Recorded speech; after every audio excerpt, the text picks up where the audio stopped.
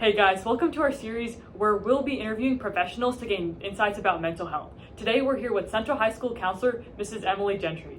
Can you start off by telling us a little bit about your background in working with children? Sure. So I started in education in 2000, so this is year 24 for me. I taught for 18 years and then moved into counseling. All of my years of counseling have been in high school. So that's where my experience lies. It's really cool. So for someone who's struggling with mental health, what are the steps you recommend them to take to improve their mental health and get better? Well, that's an easy question because that's something we deal with every day. So when you're struggling with your mental health, the first thing that you want to do is acknowledge that that is a struggle for you, whether it's anxiety, depression, any of those other things that you might be dealing with. Just realizing that it is a problem for you, it is affecting your life, and you do need to do something about it is the first step. The second is finding someone safe to reach out to, a trusted friend, a trusted adult, a parent, somebody that you feel safe with, and allowing them to help guide you along the process of whether or not mental health as a professional is somebody you need to seek out, or whether you're needing the support of your friends and family for that mental health issue.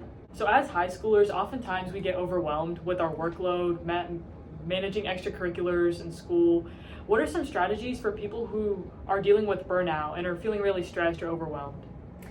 So that's a great question. So when you're dealing with burnout or overload, typically that means that you are making decisions that do not reflect your priorities. So the first thing that you should do is to look at what your priorities are.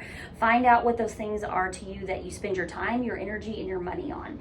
Make sure that those things are what you're basing your decisions on, because when we feel burned out, when we feel overwhelmed, our decisions are oftentimes not reflected there. So we're not seeing that our actions are reflected in our priorities. When you rearrange your priority and make sure that those decisions that you are making align with those priorities, then we're going to see that burnout come down.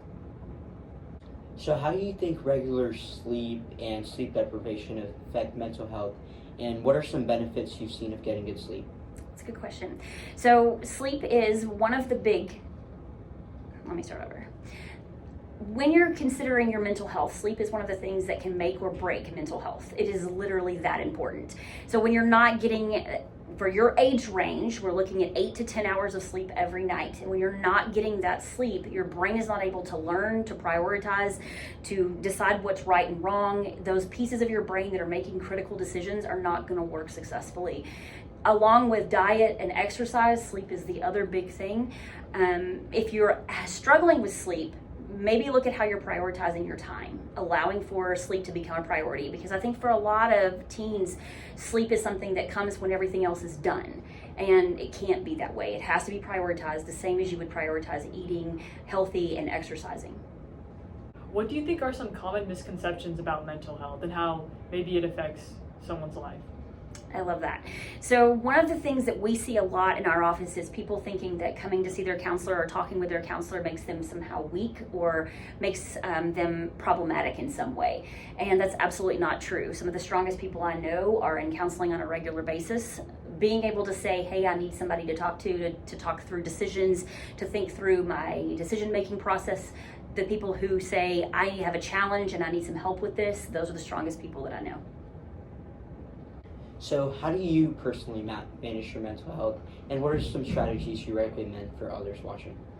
So for myself, when I start to feel stressed out, overwhelmed, burdened, I go back to my priorities and I'm making decisions. For myself, my priorities are based on my family and those commitments that I've made to my family. When I start to feel overwhelmed, I need to go back and look at how I'm spending time with work and with family. And when those things are not balanced, that can become a problem. So if I need to, I have to look at what time I'm spending at work, what time I'm spending at home, and make sure that those are accurate based on my priorities. And then my stress levels will come down.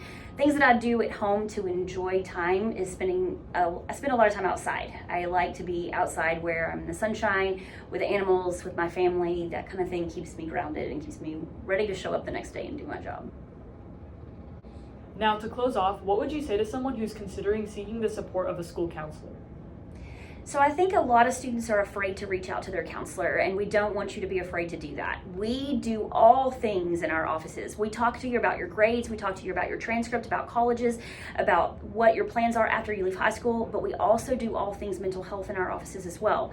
If you're concerned about reaching out to your counselor about that, ask to talk to them about your schedule. And then maybe when you're in the office, that question of how are things going can lead to more further questions that could then make you more comfortable talking to them about how you're feeling. Thank you so much for your time today, Ms. Gentry. Yes, ma'am. All right.